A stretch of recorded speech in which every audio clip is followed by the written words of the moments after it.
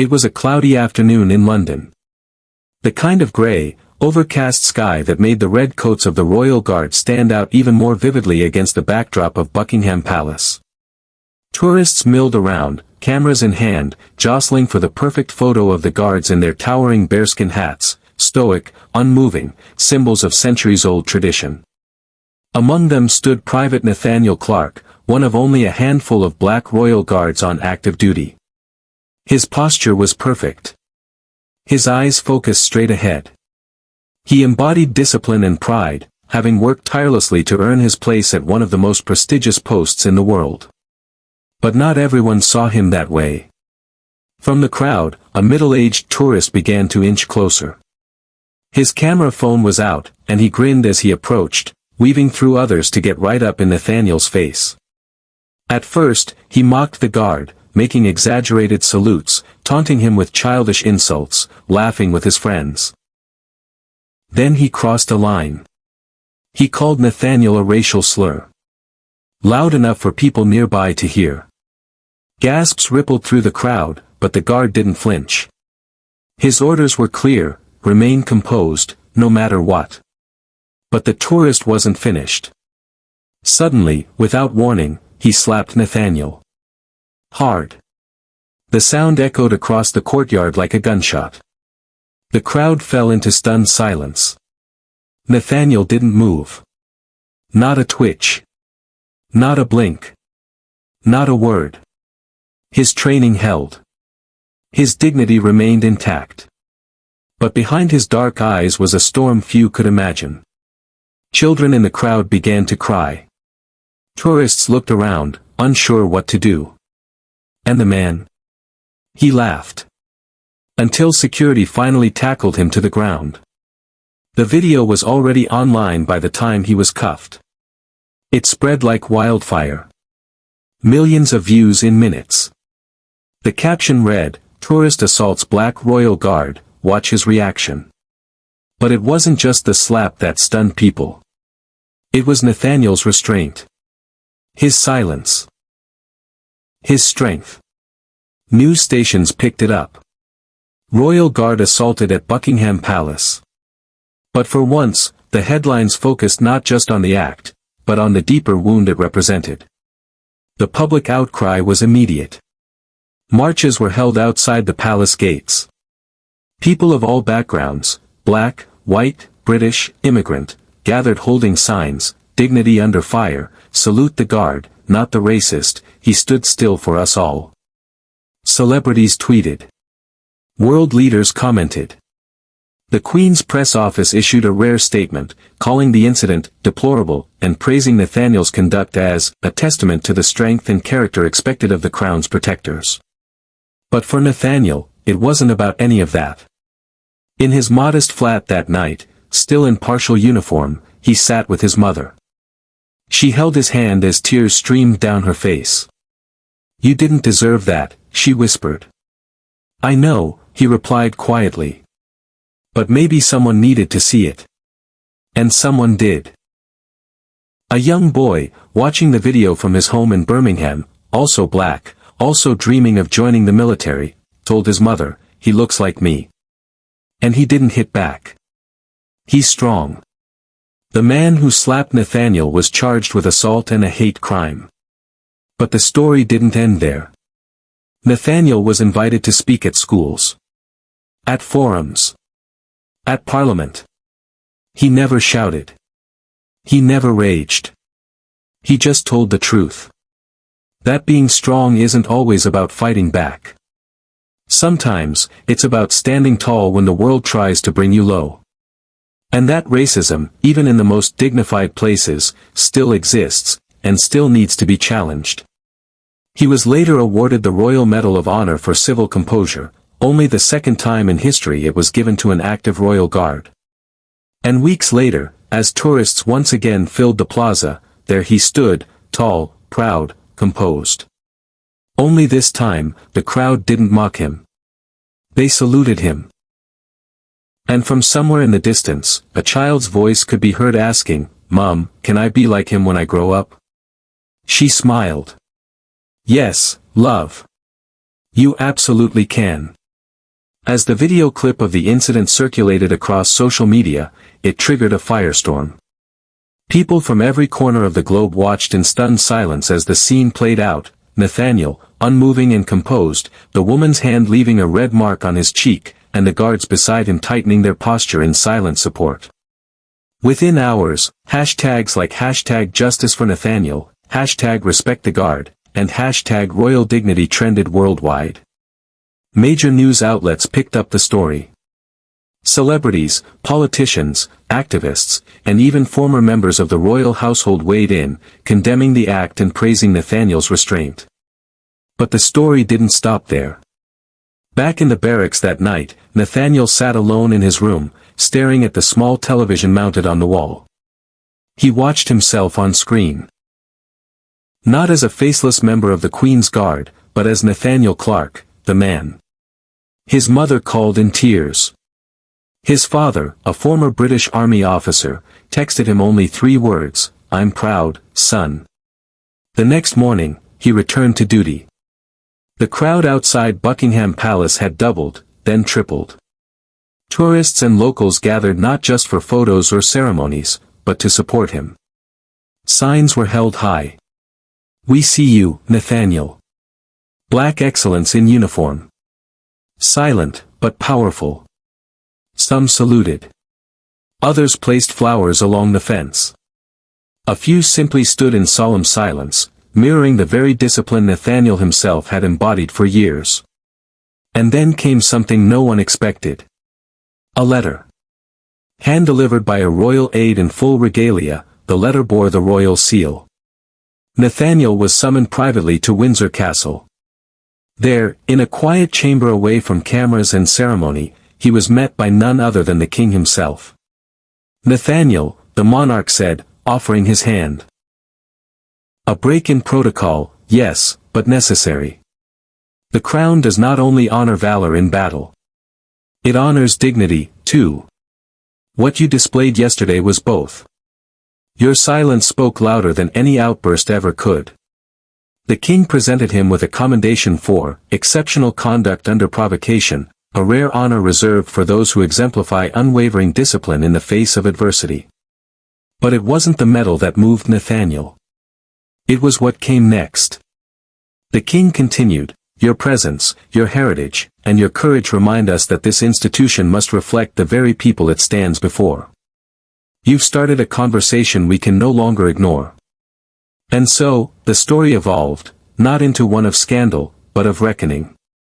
In the weeks that followed, the Ministry of Defense launched new diversity and inclusion training for all staff and international visitors.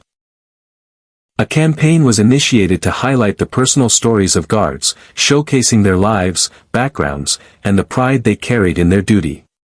Nathaniel became the face of that campaign, not by choice, but by fate. He didn't ask for fame. He didn't ask to be a symbol. But life had chosen him for it. One afternoon, as he stood at his post once more, a little black boy tugged at the gate and called out, "Mom, he looks like me." Nathaniel didn't move. Not officially. But inside that bearskin hat, a small tear welled in his eye. Because that was the moment he realized, this wasn't just about him anymore. It was about visibility, dignity, and the quiet power of presence. Nathaniel Clarke never spoke a word during that incident. But in his silence, the world heard everything. In the days that followed, Nathaniel's image became a symbol of poised resistance.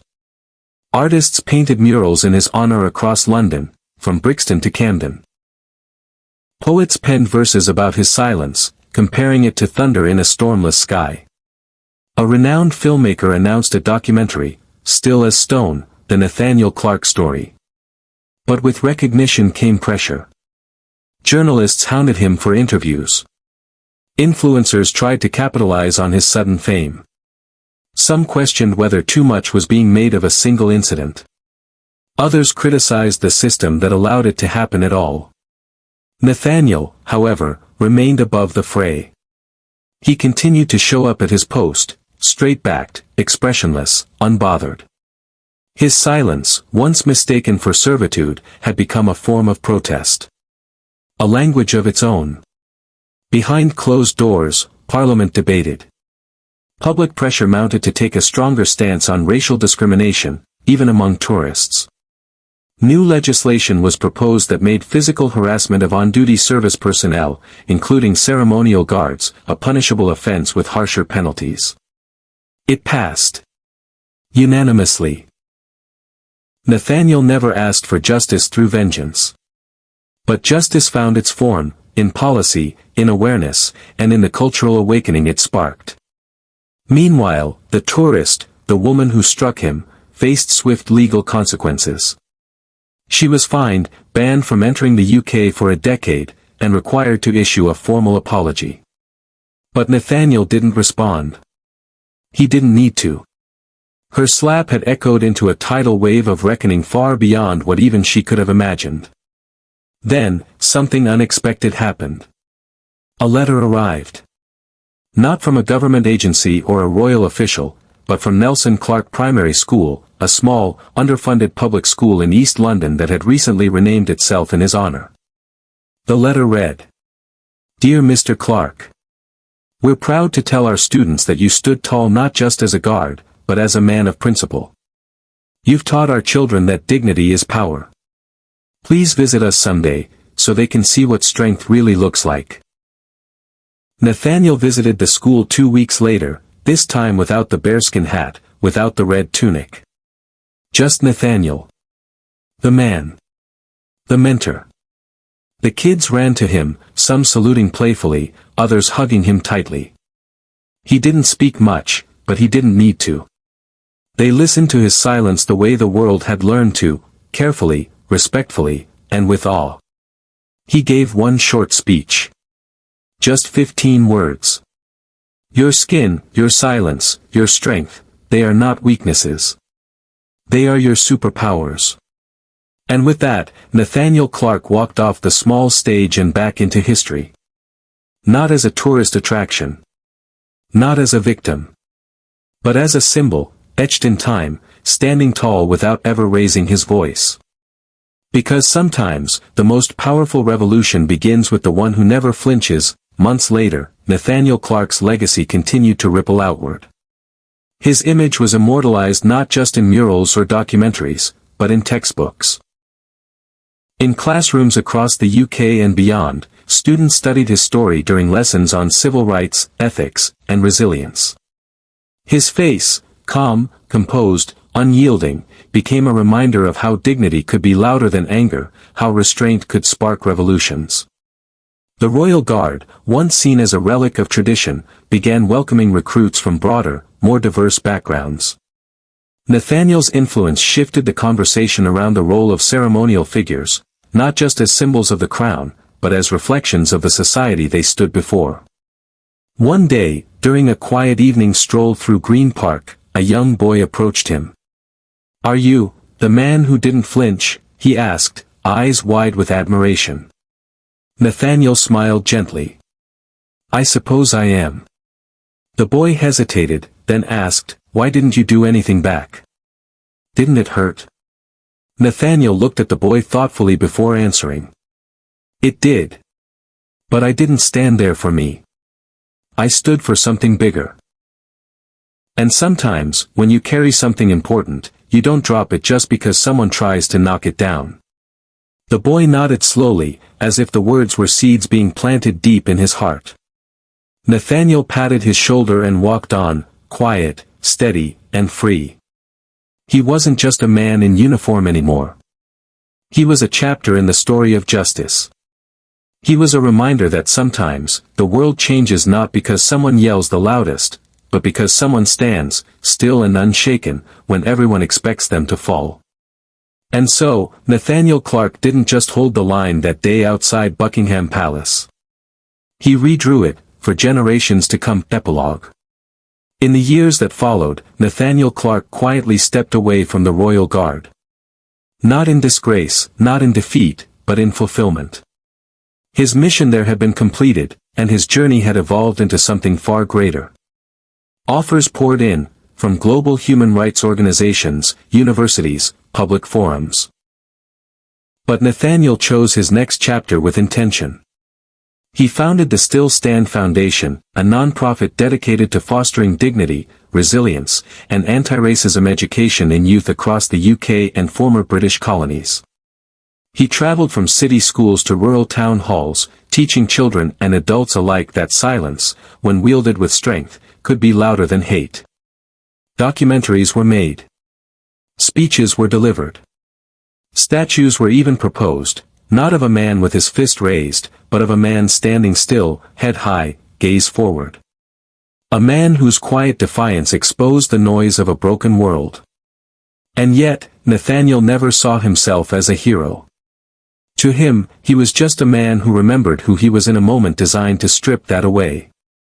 His story would continue to inspire protests, policies, and prayers. Not because he sought to lead a movement, but because his stillness became a mirror. A mirror that forced society to reflect, recoil, and, eventually, rebuild.